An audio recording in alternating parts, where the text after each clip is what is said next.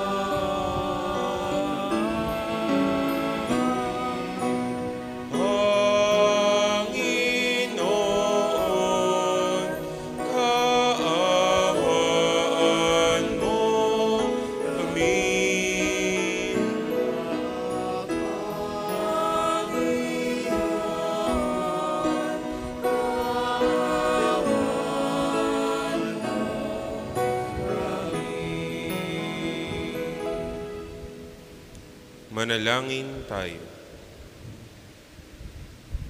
Ama naming makapangyarihan, ng iyong Espiritu ay siyang nagbunsod kay Santa Teresa upang magpamalas ng landas ng dapat kamting kaganapan ng sambayanan. Ipagkaloob mong kami ay laging magsalo sa itinuro niyang galing sa iyo at mag-alab sa hangaring maging tagapagtaglay ng tunay na kabanalan mo. Sa pamamagitan ni Jesucristo, kasama ng Espiritu Santo, magpasawalang hanggan. Amen. Tayo po ngayon ay nasa bahagi ng liturhiya ng salita ng Diyos.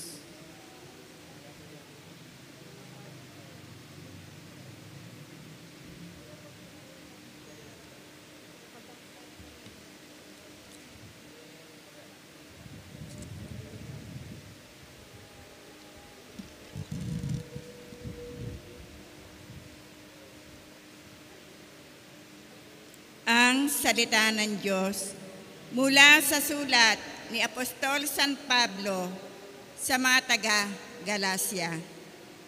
Mga kapatid, pinalaya tayo ni Kristo upang manatiling malaya. Magpakatatag nga kayo at huwag nang paalipin ulit. Akong si Pablo ang nagsasabi sa inyo, kapag napatuli kayo, pinawalang kabuluhan ninyo si Kristo. Sinasabi ko sa inyo at sa sino mang napatutuli, kailangan sundin niya ang buong kautusan. Ang nagsisikap na maging matuwid sa paningin ng Diyos sa pamamagitan ng pagtupad sa kautusan ay napahiwalay na kay Kristo at wala ng karapatan sa habag ng Diyos. Ngunit umaasa kami na sa pamamagitan ng Espiritu ng Diyos ay aariin kaming matuwid sa pamamagitan ng pananampalataya. Sa mga nakipag-isa kay Kristo Jesus, wala nang halaga ang pagtutuli o di pagtutuli. Ang mahalagay ang pananampalatayang nakikita sa gawang udyok ng pag-ibig. Ang salita ng Diyos. Salamat sa Diyos. Salmon tugunan, ipahayag mo sa akin ang pag-ibig mong magiliw. Tayo pong lahat, ipahayag mo sa akin ang pag-ibig mong magiliw. Ang dakilang pag-ibig mo sa akin ay ipahayag, at ayon sa pangako mo, poon, ako ay iligtas. Ipahayag mo sa akin ang pag-ibig mong magiliw. Tulungan mong ihayag, kuyaong tunay na balita, yamang sa iyong kahatulan, lubos akong may tiwala. Ipahayag mo sa akin ang pag-ibig mong magiliw. Lagi akong tatalima sa bigay mong kautusan. Susundin ko ang utos mo habang ako'y nabubuhay. Ipahayag mo sa akin ang pag-ibig mong magiliw. Ako na may mamumuhay ng payapa at malaya. Yamang ako sa utos mo'y sumusunod na mangkusa. Ipahayag mo sa akin ang pag-ibig mong magiliw. Sa pagsunod sa utos mo, nalulugod akong labis. Di masayod ang dala ko, pagkat aking iniibig. Ipahayag mo sa akin ang pag-ibig mong magiliw. Mahal ko ang iyong utos, yaoy aking igagalang. Sa aral mo at tuntunin, ako'y magbubulay-bulay. Ipahayag mo sa akin ang pag-ibig mong magiliw. Tayo po'y magbigay galang sa mabuting balita ng Panginoon.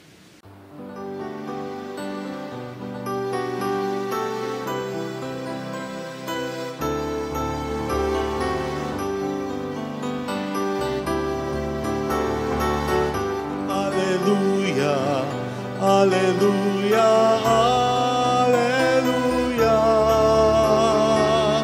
alleluia, alleluia, alleluia, alleluia. Alleluia, alleluia, alleluia. Alleluia, alleluia, alleluia, alleluia. Sumainyo ang Panginoon.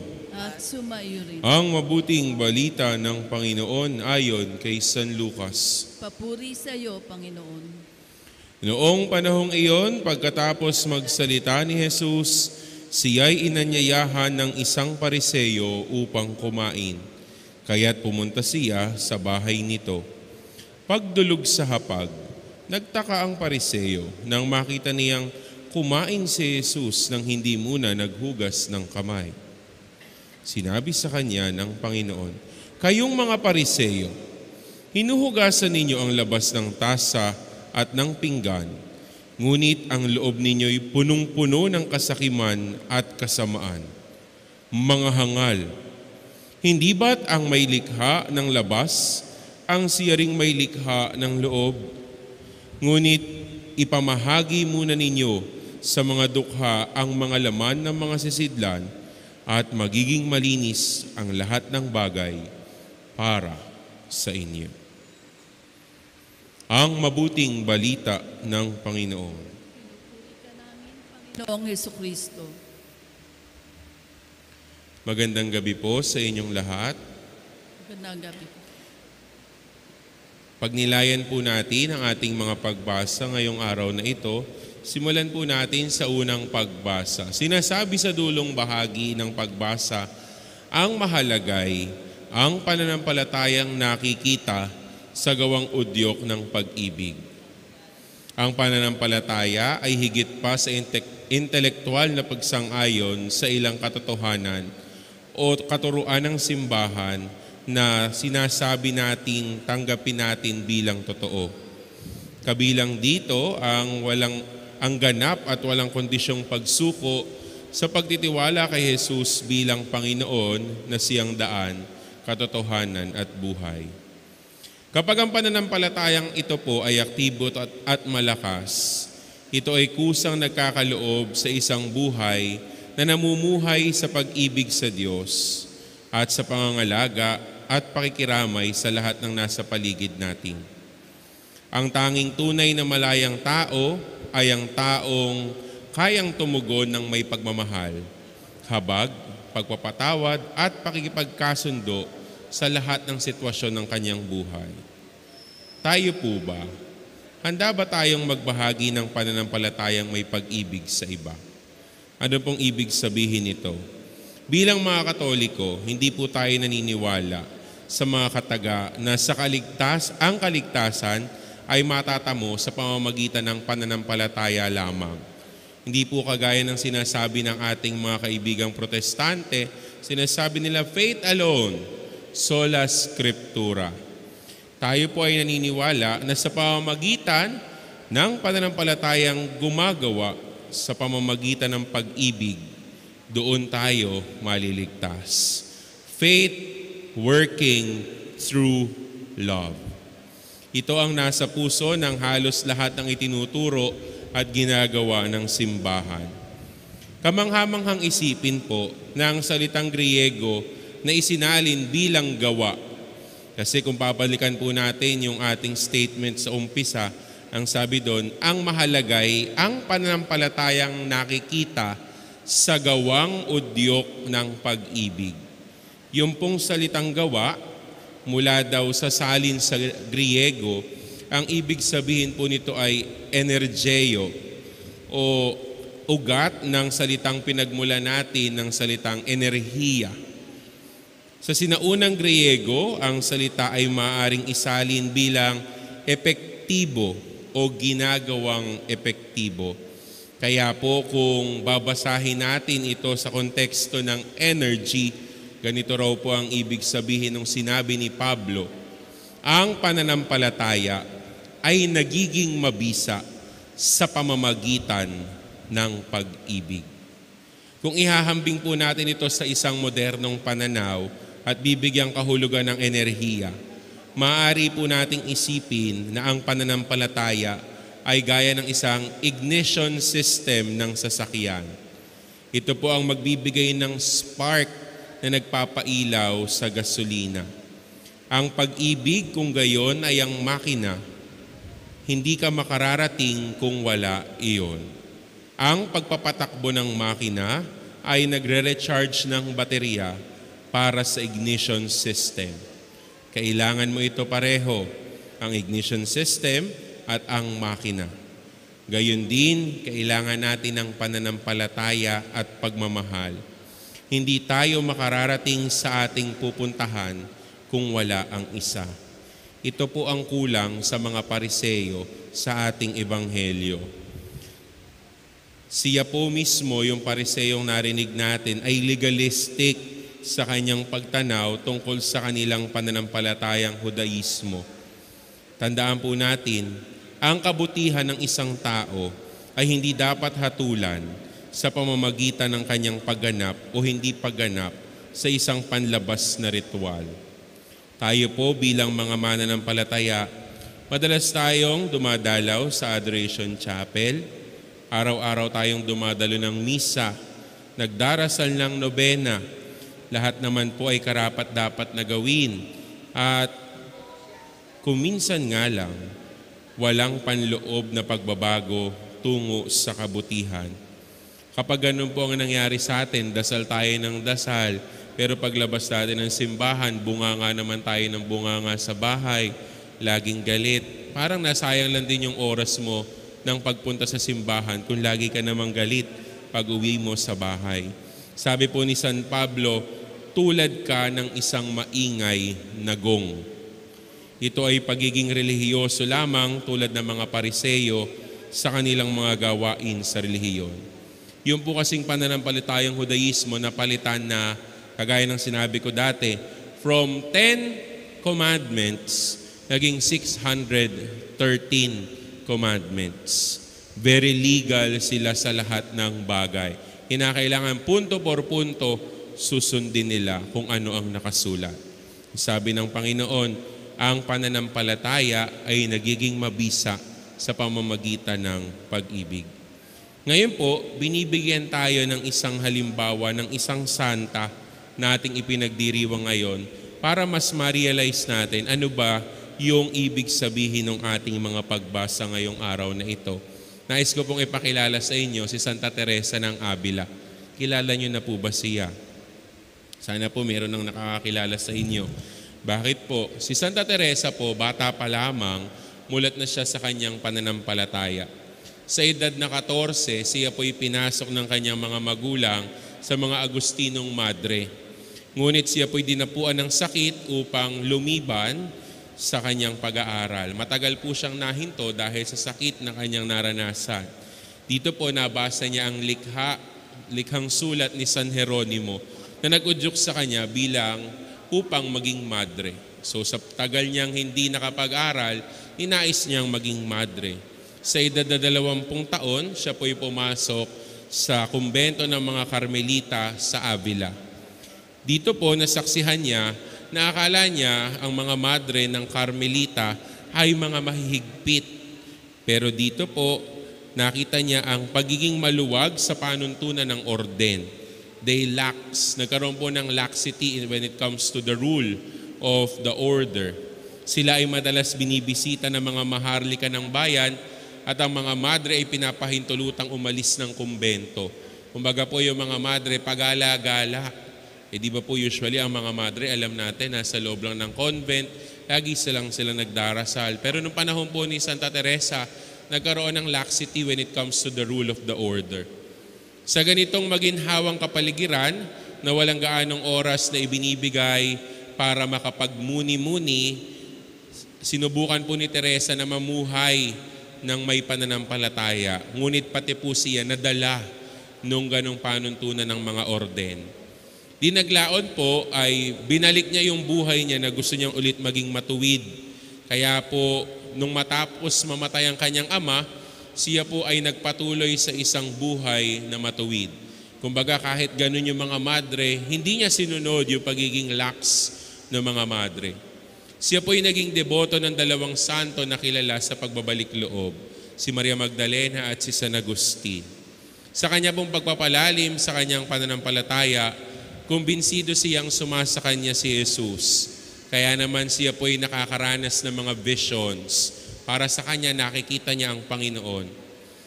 Ang kanya pong nakita ay paulit-ulit na tinutusok ng isang anghel na may dalang gintong palaso ang kanyang puso.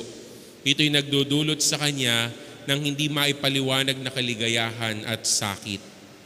Nalaman po ito ng mga ibang mga madre, kaya po siya ay sinabihang nababaliw. Siya po isinalang sa Inquisition kasi akala nila siya isang mangkukulam. Ngunit ito po ay napawalang bisa dahil sinuportahan ng isang santo, si Pedro de Alcantara, ang mga nangyayari sa buhay ni Teresa. Makalipas po ang 20 taong pakikipamuhay doon sa ganong klase ng mga madre, sabi po niya, pakiramdam niya, hindi na sila namumuhay ayon sa mithiin ng orden.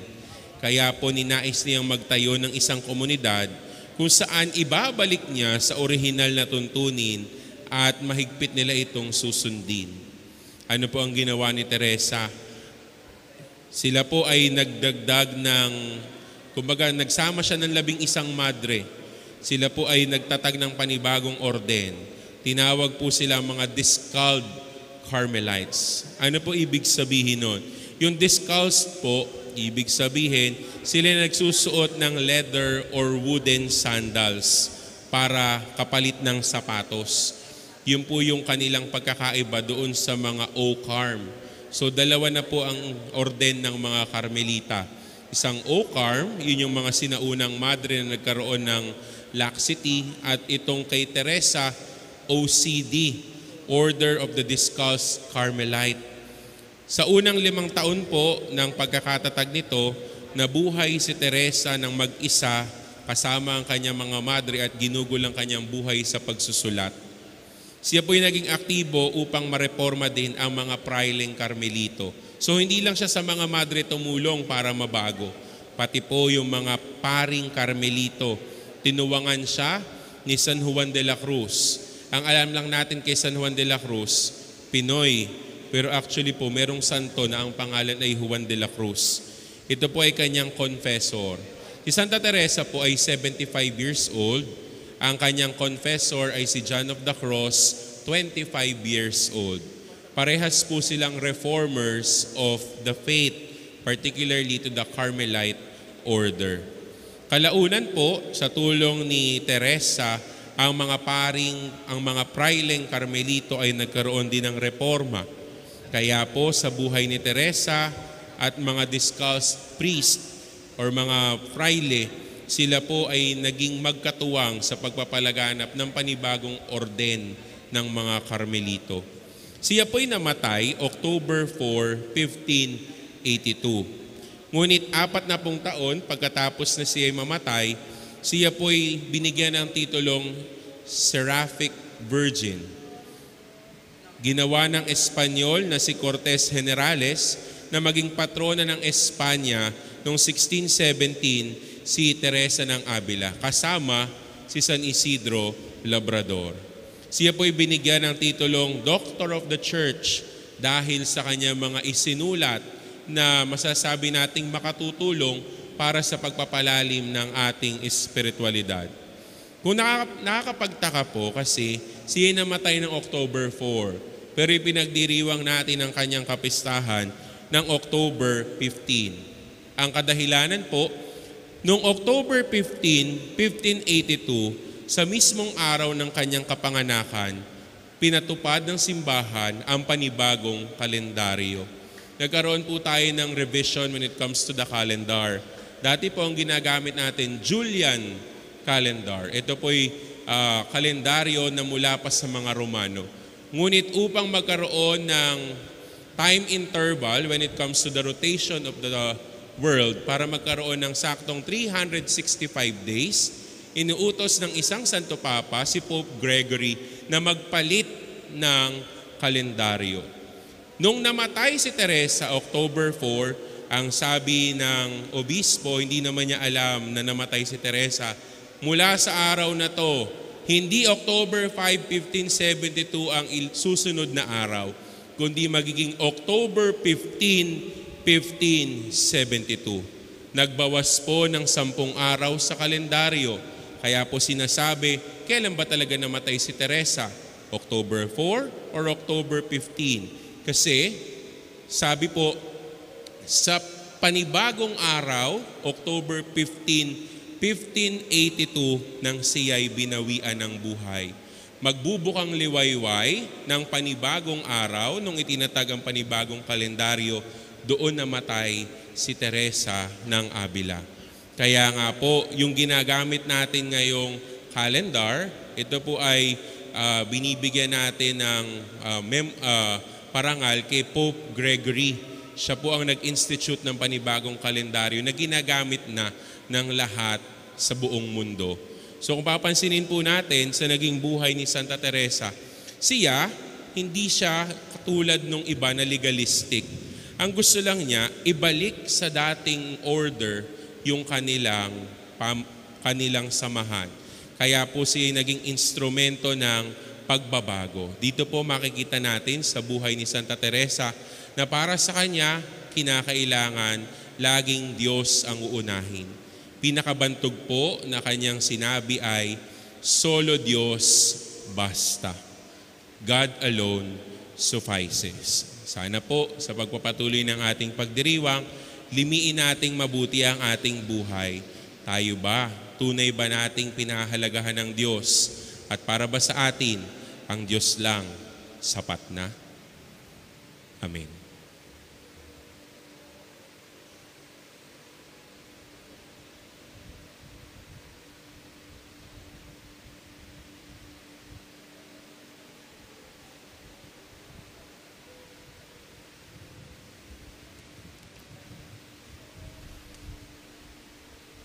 Mulat sa ating pagiging hindi karapat-dapat, itinataas natin ang ating mga isip at puso sa Diyos Ama at inilalahad natin sa Kanya ang ating mga pangangailangan. Sa bawat panalangin ng ating itutugon, Panginoon, ibigay mo sa amin ang iyong Espiritu. Panginoon, ibigay mo sa amin ang iyong Espiritu. Ang simbahan, lalo na ang kanyang mga pinuno, naway isa puso ang gawain ng pagbabago at pagbabalik loob, manalangin tayo sa Panginoon. Ng iyong Espiritu.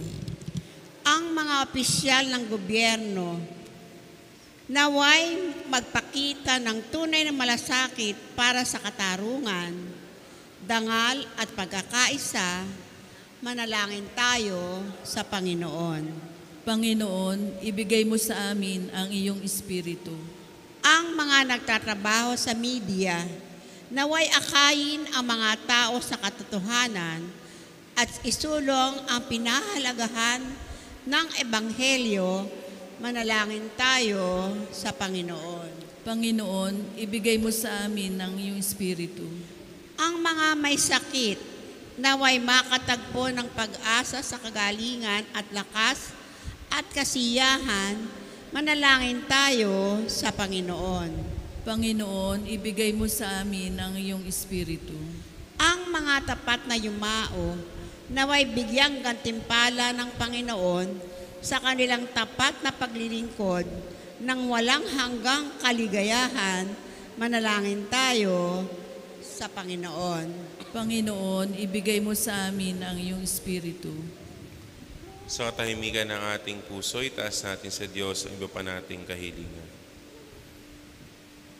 Ama naming Diyos, tulungan mo kaming ibigin at paglingkuran ka sa Espiritu at katotohanan sa pamamagitan ni Kristo ang aming daan. Hinihiling namin ito sa pamamagitan ni Kristo ang aming Panginoon. Amen. Amen. Nasa bahagi na po tayo ng pagdiriwang ng liturya ng Eucharistia.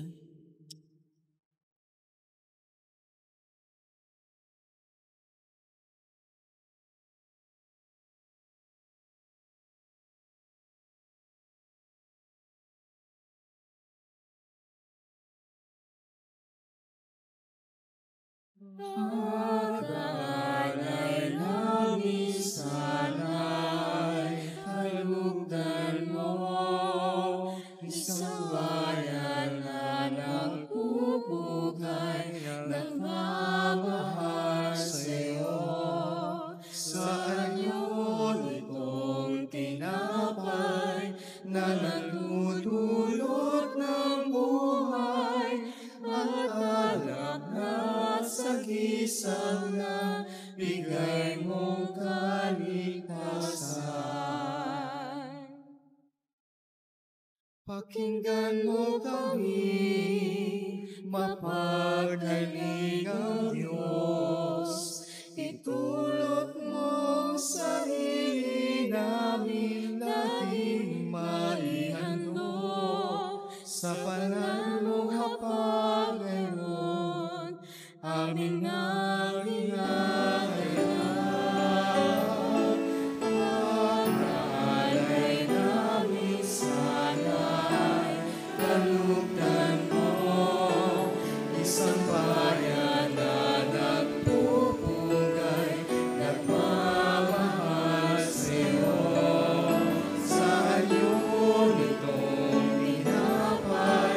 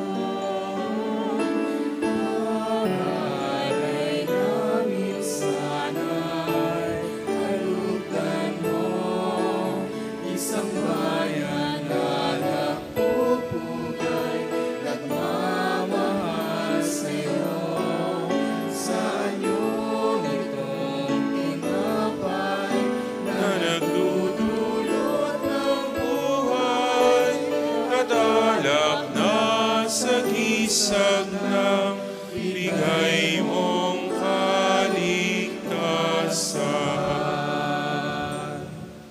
Manalangin kayo mga kapatid upang paghahain natin ay kalugdan ng Diyos samang makapangyarihan. Tanggapin nawa ng Panginoon itong paghahain sa iyong mga kamay, sa kapurihan niya at karangalan sa ating kapakinabangan at sa buong sambayanan niyang banal. Ama naming lumikha, kalugdan mo ang aming mga alay sa iyong kadakilaan, na pinaghandugan ni Santa Teresa ng paglilingkod niyang iyong kinasihan. Sa pamamagitan ni Jesucristo, kasama ng Espiritu Santo, magpasawalang hanggan. Amen. Sumainyo ang Panginoon. At sumayo rin. Itaas sa Diyos ang inyong puso at diwa. Tinaas na namin sa Panginoon. Pasalamatan natin ang Panginoong ating Diyos. Marapat na siya ay pasalamatan.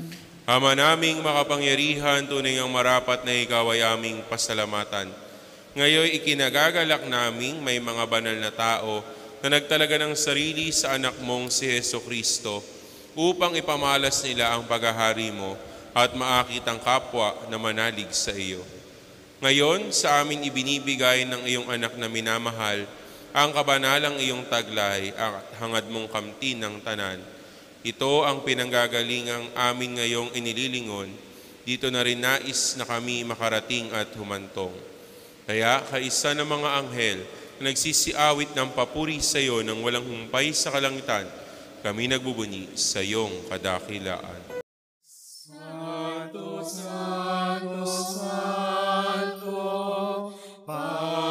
Panginoong Diyos, napupuno ang langit at lupa ng kadakilaan mo.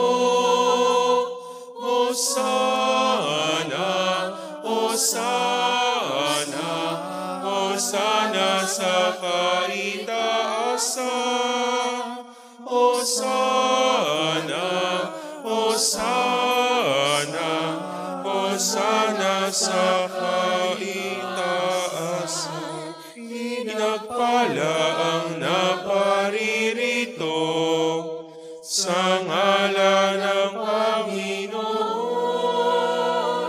Hosana, Hosana, Hosana sa kaitaasan. Hosana, Hosana, Hosana sa kaitaasan. Ama naming banal, dapat kang purihin ng tanang kinapal, sapagkat sa pamamagitan ng iyong anak na aming Panginoong Jesucristo at sa kapangyarihan ng banal na Espiritu, ang lahat ay binibigyan mo ng buhay at kabanalan. Walang sawa mong tinitipon ng iyong sambayanan upang mula sa pagsikat hanggang sa paglubog ng araw, maihandog ang malinis na alay para sambahin ang iyong ngalan. Ama, isinasamo namin pakabanalin mo sa kapangyarihan ng banal na Espiritu ang mga kaloob na ito na aming inilalaan sa iyo. Ito nawa ay maging katawan at dugo ng iyong anak at aming Panginoong Hesukristo na nag-utos ipagdiwang ang misteryong ito. Noong gabing ipagkanulos siya, hinawakan niya ang tinapay. Pinasalamatan kanya. Pinaghati-hati niya iyon, iniabot sa kanyang mga lagad at sinabi, "Tanggapin ninyong lahat ito at kanin. Ito ang aking katawan na ihahandog para sa inyo."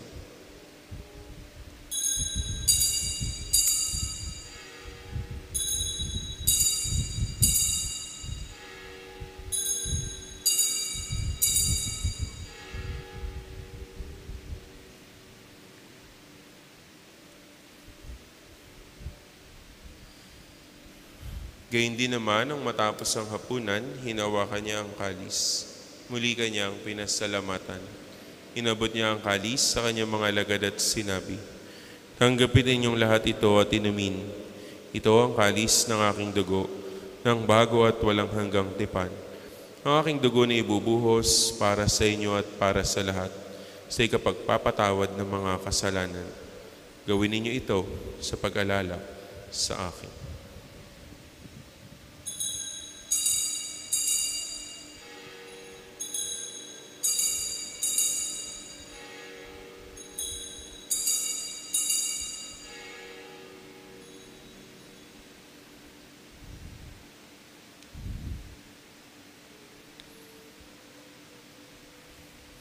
Ipagbunyi natin ang misteryo ng pananampalataya. Si Kristo'y namatay, si Kristo'y nabuhay, si Kristo'y babalik sa wakas ng panahon. Ama, ginugunita namin ang pagkamatay ng iyong anak na sa amin nagligtas. Gayon din ang kanyang muling pagkabuhay at pagakyat sa kalangitan. Samantalang ang kanyang pagbabalik ay pinananabikan, kaya bilang pasasalamat, ngayon aming iniaalay sa iyo ang buhay at banal na paghahaing ito. Tunghayan mo ang handog na ito ng iyong simbahan. Masdan mo ang iyong anak na nag-alay ng kanyang buhay upang kami ay pakipagkasundo sa iyo. Loobin mong kami magsalo-salo sa kanyang katawan at dugo ay mapuspos ng Espiritu Santo at maging isang katawan at isang diwa kay Kristo. Kami nawa ay gawin niyang handog na habang panahong nakatalaga sa iyo, tulungan nawa niya kaming magkamit ng iyong pamana. Kaisa ng Ina ng Diyos, ang mahal na Birheng Maria, ni San Jose ang kabiyak ng kanyang puso, kaisa ng mga apostol, mga martir, ni Santa Teresa ng Avila at kaisa ng lahat ng mga banal na aming inaasahang laging nakikiusap para sa aming kapakanan. Ama, ang handog na ito ng aming pakikipagkasundo sa iyo ay magbunga nawa ng kapayapaan at kaligtasan para sa buong daigdig. Dinggin mo ang mga kahilingan ng iyong angkan na ngayoy tinipon mo sa iyong harapan. Amang maawain, kupkupin mo at pag-isahin ang lahat ng iyong mga anak sa bawat panig at sulok ng daigdig. Kaawaan mo at patuloyin sa iyong kaharian ang mga kapatid naming yumao at ang lahat ng lumisan na sa mundong ito na nagtataglay ng pag-ibig sa iyo. Kami ay umaasang makararating sa iyong piling at sama-samang magtatamasa ng iyong kaningningang walang maliw, sapagkat aming masisilayan ang iyong kagandahan sa pamamagitan ng aming Panginoong Hesukristo na siyang pinagdaraanan ng bawat kaloob mo sa aming kabutihan.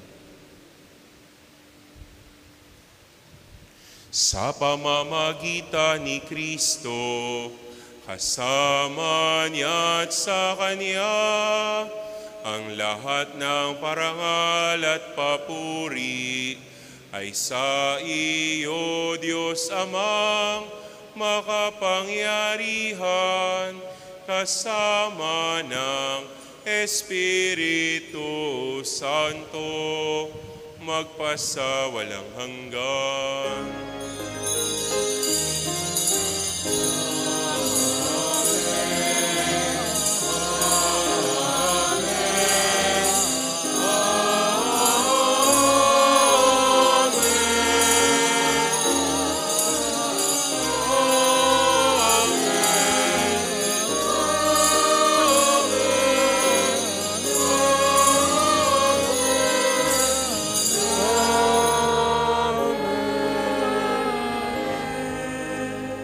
Tagubili ng mga nakagagaling na utos sa turo ni Jesus na Panginoon natin at Diyos, ipahayag natin ang lakas loob.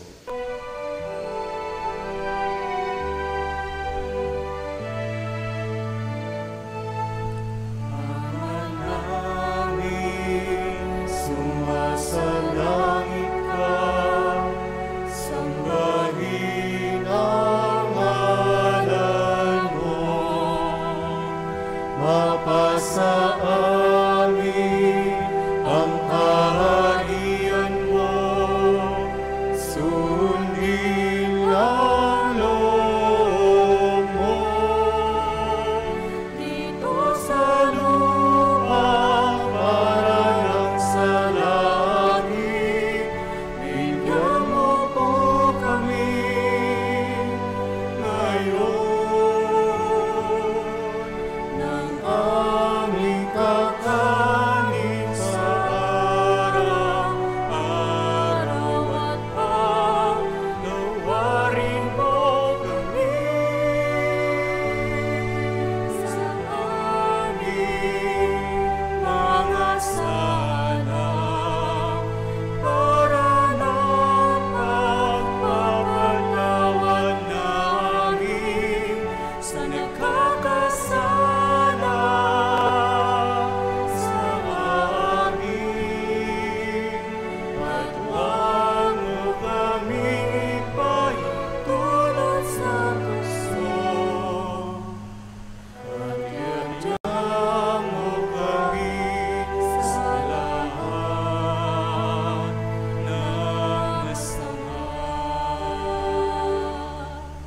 Hinihiling namin kami adya sa lahat ng masama, pagkalooban ng kapayapaan araw-araw, iligtas sa kasalanan at ilayo sa lahat ng kapahamakan.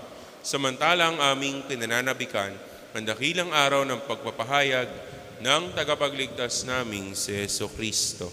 Sapagkat iyo ang kaharian at ang kapangyarihan at ang kapurihan magpakailanman. Amen. Panginoong Jesucristo, sinabi mo sa iyong mga apostol, kapayapaan ang iniwan ko sa inyo, ang aking kapayapaan ang ibinibigay ko sa inyo. Tunghayan mong aming pananampalataya at huwag ang aming pagkakasala. Pagkalooban mo kami ng kapayapaan at pagkakaisa ayon sa iyong kalooban, kasama ng Espiritu Santo, magpasawalang hanggan. Amen. Ang kapayapaan ng Panginoon ay laging sumainyo. At sumaiyo rin. Magbigayan kayo ng kapayapaan sa isa't isa. Kordero ng Diyos na nag-aalis ng mga kasalanan ng sanlibutan, maawa ka sa amin. Kordero ng Diyos na nag-aalis ng mga kasalanan ng sanlibutan, maawa ka sa amin. Kordero ng Diyos na nag-aalis ng mga kasalanan ng sanlibutan, ipagkaloob sa amin ang kapayapaan. Ito ang kordero ng Diyos, ito ang nag-aalis ng mga kasalanan ng sanlibutan. Mapalad ang mga inaanyayahan sa kanyang piging. Panginoon, hindi ako karapat-dapat na magpatuloy sa iyo, ngunit sa isang salita mo lamang ay gagaling na ako.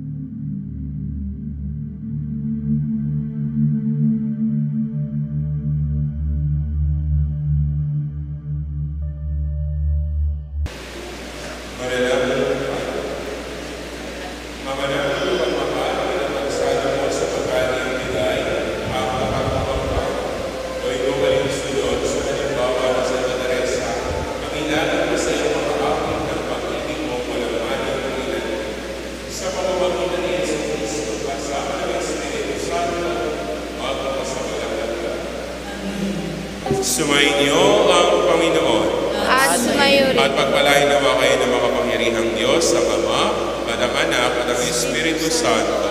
Amen. Taglayin niyo sa inyong pag-uwi ang kapayapaan at pag-ibig ni Kristo. Salamat Salamat sa Diyos.